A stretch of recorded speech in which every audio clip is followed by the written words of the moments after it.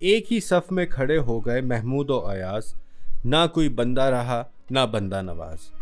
یہ مشہور و معروف شعر علامہ اقبال کا ہے جو آپ نے بارہا سنا ہوگا۔ ناظرین، دنیا بھر سے لوگ شہر لاہور کو دیکھنے آتے ہیں۔ ہم لاہور کے علاقے رنگ محل میں موجود ہیں جہاں محمود غزنوی کے غلام ملک ایاز کی قبر ہے۔ تاریخ لاہور میں کنہیا لال نے لکھا ہے کہ لاہور شہر کو پہلا صدمہ تب لگا جب محمود غزنوی نے 413 ہجری میں لاہور پر حملہ کیا۔ یہ حملہ اس نے راجہ جے پال بن اننگ پال بن جے پال براہمن پر کیا۔ راجہ لڑتا رہا، آخرکار بھاگ گیا۔ جب شہر والوں نے دروازے کھول دیے تو سلطان کے حکم سے لوٹ مار شروع ہوئی۔ گھر جلا دیے گئے اور ہزاروں آدمی قتل کر ڈالے اور شہر 2 روز میں کھنڈر بن گیا۔ محمود غزنوی چلا گیا اور یہ شہر کئی سال تک ویران پڑا رہا۔ جب ملک ایاز پنجاب کا گورنر بنا تو اس نے اس شہر کی آبادی پر توجہ دی اور سلطان کی اجازت سے یہ شہر بسایا۔ ملک ایاز نے لاہور شہر میں اہم چیزوں کو شامل کروایا، جس میں ایک مضبوط قلعہ اور شہر کے گرد دیوار تھی۔ ایاز ایک امیر تاجر کا غلام تھا۔ وہ تاجر کسی قرض میں آ گیا تھا۔ قرض اتارتے اتارتے اس تاجر کا سب کچھ بک گیا، لیکن پھر بھی قرض ادا نہیں ہوا۔ تو اس کے غلام نے اسے یہ مشورہ دیا کہ آپ مجھے بازار لے جائیں اور وہاں مجھے 10 لاکھ درہم میں فروخت کر دیں تاکہ آپ کا قرض ادا ہو جائے۔ تاجر ہنسا اور پوچھا کہ تم میں ایسی کیا خوبی ہے جو باقی کسی میں نہیں؟ ایاز نے کہا کہ آپ مجھے بازار لے کر جائیں اور سارے بازار یہ اعلان کر دیں کہ ایاز جانتا ہے غلامی کیا ہوتی ہے، اور ایاز وہ سب جانتا ہے جو دنیا کا اور کوئی غلام نہیں جانتا۔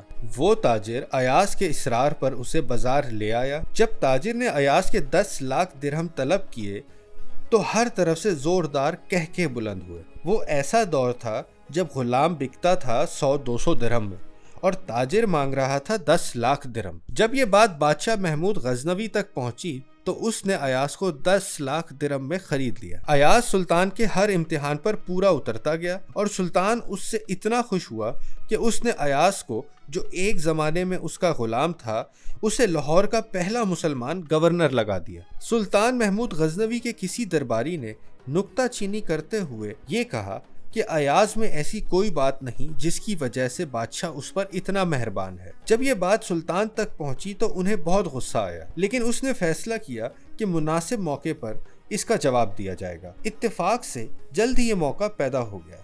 ایک دن دوران سفر قیمتی سامان سے لدا اونٹ کا پاؤں پھسلا تو وہ اونٹ زمین پر گر گیا اور اس پر لدا ہوا سامان بھی گر گیا۔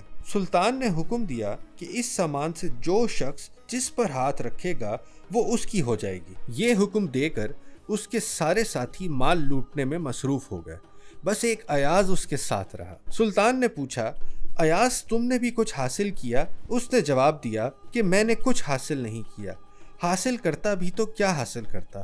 سلطان، میں آپ کی خدمت کے لیے ہوں، آپ کی خدمت چھوڑ کر کیا حاصل کروں گا؟ سلطان نے حاسدوں کو بتایا کہ ایاز کی یہی خوبی ہے جس نے اسے ہماری نظروں میں اسے محبوب بنا دیا ہے۔ سلطان کے دربار میں آنے سے پہلے ایاز ایک غریب انسان تھا اور ایک غریب خاندان سے اس کا تعلق تھا۔ ایاز کی ایک عادت تھی، وہ ہر رات شہر سے دور ایک حجرے میں جاتا اور کچھ دیر وہاں رہ کر محل واپس لوٹ آتا۔ رفتہ رفتہ یہ خبر شہر میں عام ہو گئی۔ سلطنت کے وزراء کو ایاز سے پہلے ہی حسد تھا۔ ان میں یہ باتیں شروع ہو گئیں کہ آخر وہ حجرے میں جا کر کیا کرتا ہے اور حجرے کو ہر وقت بند کیوں رکھتا ہے؟ ہو نہ ہو یہ شاہی سامان سے مال چوری کر رہا ہے، اپنے حجرے میں چھپا دیتا ہے، تبھی تو وہ ہر رات وہاں جاتا ہے۔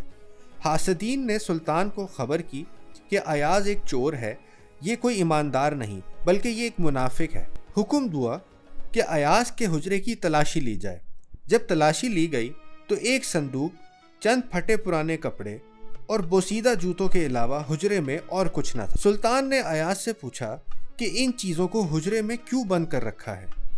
ایاز نے کہا، حضور، میں روزانہ ان کپڑوں اور جوتوں کو دیکھ کر عبرت حاصل کرتا ہوں اور اپنے آپ سے کہتا ہوں کہ تیری یہ ساری شان و شوکت سب محمود و غزنوی کی وجہ سے ہے، ورنہ اے ایاز تیری حقیقت ہی کیا ہے؟